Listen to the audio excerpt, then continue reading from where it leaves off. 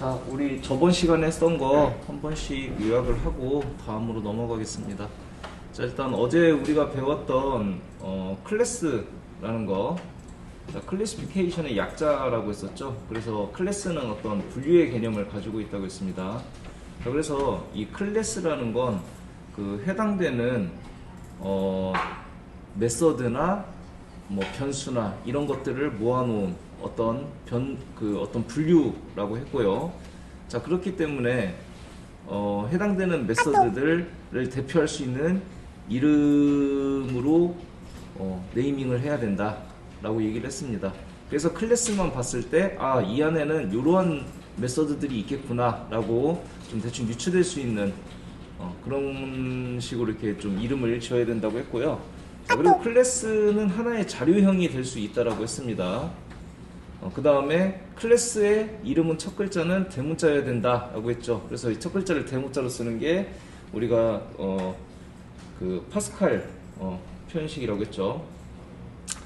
자, 그래서 여기에 이제 클래스를 만드는 규칙이 있었는데 첫 번째로 클래스의 첫 글자는 무조건 대문자여야 된다.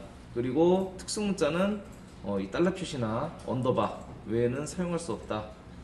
그리고 클래스와 자바 파일명은 서로 동일해야 된다. 뭐 이런 것들이 있었는데요. 그 첫 글자가 대문자여야 된다라는 거는 그냥 약속이라고 했어요. 그래서 실제로 첫 글자를 대문자로 쓰지 않는다고 해서 에러가 나거나 하진 않는다고 했습니다. 자, 그런데 개발자들 간의 약속이니까 지켜줘야 되고 나머지는 이클립스 자체에서 얘네를 이제 에러로 표시를 한다고 했습니다. 자, 그리고 클래스를 객체화한다라는 건 원본 영역에 있는 클래스를 복사해 온다는 개념이라고 했습니다.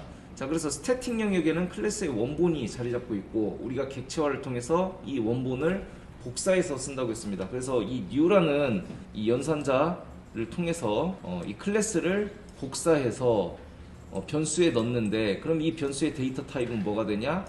클래스 형태가 된다라는 거였습니다. 그래서 우리가 앞에서 클래스가 하나의 자료형이 될 수 있다라고 얘기한 거예요.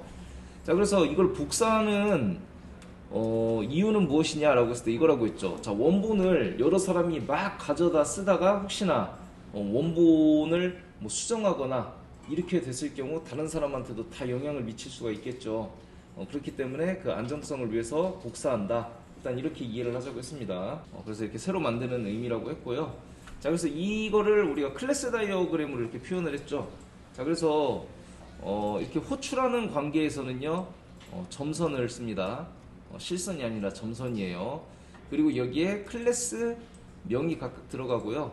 그 다음에 이게 이제 메서드 명인데 앞에 플러스, 밑줄, 보이드. 자, 이거는 나중에 여러분들이 자세히 배우겠지만 일단은 이 뒤에 있는 보이드는요 반환 타입을 의미해요. 그리고 여기 있는 밑줄은 스태틱을 의미합니다. 자, 그리고 앞에 있는 플러스는 퍼블릭을 의미해요.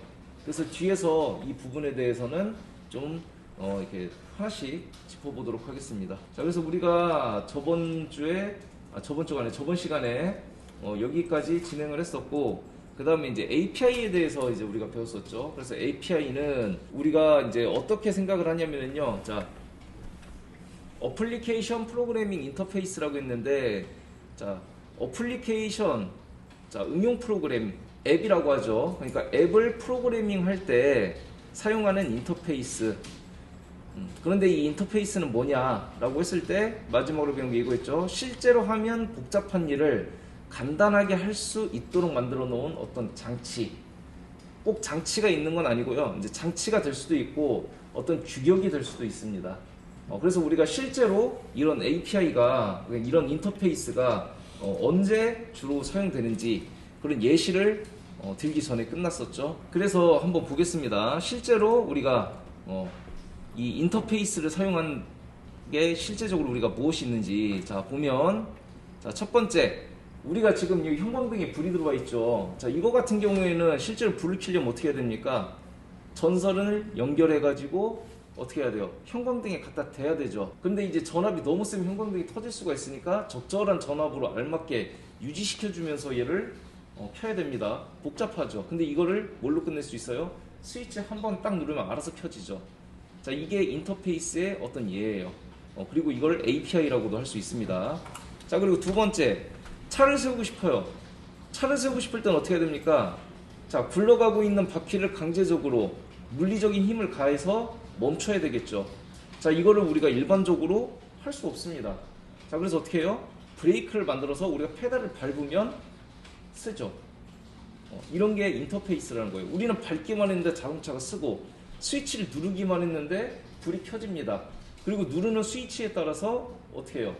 특정한 형광등만 우리가 킬 수가 있어요. 그래서 이런 거를 우리가 인터페이스라고 하고요. API 역시 마찬가지예요. 앱 프로그램에서 실제로 이걸 우리가 만들어 쓰자면 굉장히 복잡한 프로그래밍인데 미리 만들어 놨기 때문에 우리는 해당 메서드만 호출함으로써 그 기능을 사용할 수 있는 것, 그게 API라고 합니다.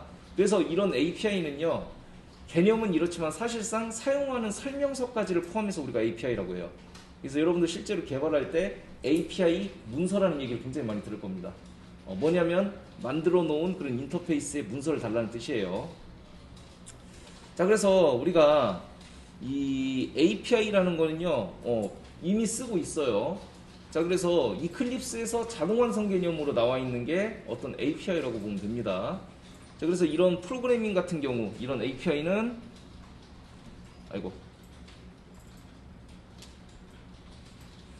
여기 자바에서 기본적으로 제공해 주는 것들이 있어요.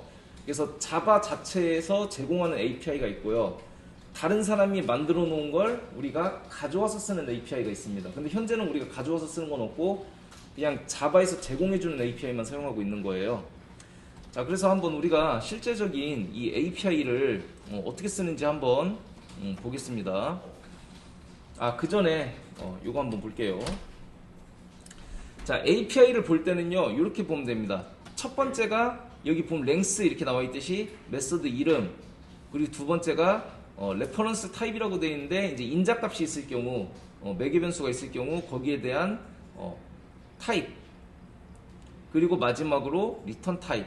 그래서 여기 보면 이런 식으로 되어 있습니다. 인덱스 오브라는 이름이고요. 이 안에는 뭔가 문자열이 들어가게 되어 있고요. 그리고 반환은 정수로 하고 있다. 그리고 참고로 여기 8%, 7%, 9% 이건 뭐냐면요, 사용률을 얘가 통계내 가지고 보여주는 거예요. 주로 뭘 쓰더라.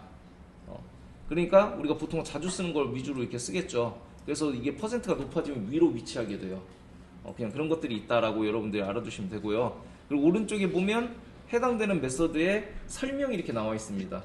그래서 아까 우리가 이전 시간에 봤을 때는 그 자바 사이트에 가가지고 우리가 API를 막 찾았잖아요. 굳이 그럴 필요가 없는 게 이런 식으로 우리가 특정한 메서드를 이렇게 검색해 보면 이런 식으로 다 나와요.